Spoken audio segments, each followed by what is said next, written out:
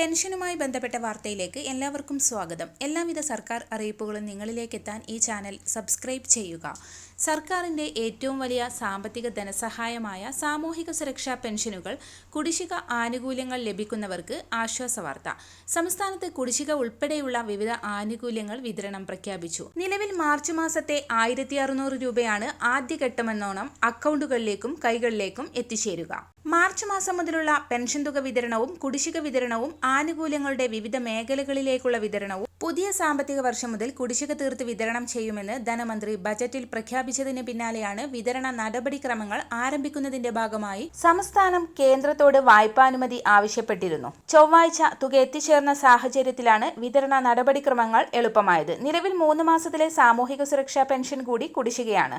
അത് തനതു മാസത്തിലെ പെൻഷൻ തുക വിതരണത്തോടൊപ്പം കുടിശ്ശിക വിതരണവും സർക്കാരിന്റെ ഭാഗത്ത് നിന്ന് ഉണ്ടാവും. കൃത്യമായ സമയത്തിനുള്ളിൽ രേഖകൾ സമർപ്പിച്ചവർക്കും സോഷ്യൽ ഓഡിറ്റിംഗിൽ നിന്നും പുറത്താക്കപ്പെടാതെ ലിസ്റ്റിൽ നിലനിൽക്കുന്നതുമായ ഗുണഭോക്താക്കൾക്ക് മാത്രമാണ് ഇനിയുള്ള പെൻഷൻ തുകക്കും കുടിശ്ശികക്കും അർഹതയുള്ളത്. പെൻഷൻ കുടിശ്ശിക തീർക്കൽ, ക്ഷാമബത്ത കുടിശ്ശിക വിതരണം ചെയ്യുക, നിർമ്മാണ തൊഴിലാളി മേഖലയിലെ കുടിശ്ശിക വിതരണം, മാർച്ച് മാസത്തിലെ പദ്ധതി ചിലവുകൾ മറികടക്കൽ എന്നീ ആവശ്യങ്ങൾ ഉന്നയിച്ചുകൊണ്ടാണ് വായ്പ തേടിയിരിക്കുന്നത്. കൃത്യമായ സമയത്തിനുള്ളിൽ രേഖകൾ സമർപ്പിച്ചവർക്കും പെൻഷൻ ലിസ്റ്റിൽ നിലനിൽക്കുന്നതുമായ ഗുണഭോക്താക്കൾക്ക് മാത്രമാണ് മാർച്ച് മാസത്തെ തുക എത്തിച്ചേരുക. ഇതോടൊപ്പം തന്നെ KSRTCക്ക് പെൻഷൻ വിതരണത്തിനായി 73 കോടി രൂപ അനുവദിച്ചതായി ധനമന്ത്രി KN ബാലഗോപാൽ അറിയിച്ചു. KSRTCക്ക് ഈ സാമ്പത്തിക വർഷത്തെ ബജറ്റിൽ 900 കോടി രൂപയാണ് വകയിരുത്തിയത്. ഇതിനകം 1572.42 കോടി രൂപ നൽകി. ബജറ്റിൽ വകയിരുത്തിയതിനേക്കാൾ 672.42 കോടി രൂപയാണ് അധികമായി അനുവദിച്ചതെന്നും വാർത്താക്കുറിപ്പിൽ പറഞ്ഞു.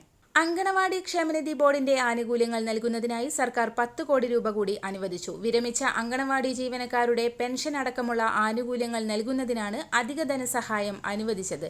ബജറ്റിൽ വകയിരുത്തിയ 9 കോടി രൂപയും നേരത്തെ ബോർഡിന് അനുവദിച്ചിരുന്നു. പെൻഷൻ കുടിശ്ശിക ആനുകൂല്യങ്ങൾ മുൻഗണനാടിസ്ഥാനത്തിൽ നൽകുമെന്ന് പിണറായി വിജയൻ നിയമസഭയിൽ നേരത്തെ തന്നെ അറിയിച്ചിരുന്നു. ഇതിന് പിന്നാലെയാണ് ഇപ്പോൾ 10 കോടി രൂപ കൂടി അനുവദിച്ചത്. ക്ഷേമ പെൻഷനുകൾ വർദ്ധിപ്പിക്കുമെന്നും കൃത്യമായി വിതരണം ചെയ്യാൻ നടപടി സ്വീകരിക്കുമെന്നും CPM സംസ്ഥാന സമ്മേളനത്തിൽ മുഖ്യമന്ത്രി അവതരിപ്പിച്ച രേഖയിൽ പ്രഖ്യാപനമുണ്ടായി. വീട്ടമ്മമാർക്ക് പെൻഷൻ നടപ്പാക്കും. കേന്ദ്ര സർക്കാരിന്റെ സാമ്പത്തിക ഉപരോധം മറികടക്കാൻ പൊതുവായ താൽപര്യങ്ങളെ ഹനിക്കാത്ത ഏത് മൂലധനവും സ്വീകരിക്കുമെന്നും പ്രഖ്യാപനമുണ്ട്. എല്ലാവിധ സർക്കാർ അറിയിപ്പുകളും നിങ്ങളിലേക്ക് എത്താൻ ഈ ചാനൽ സബ്സ്ക്രൈബ് ചെയ്യുക.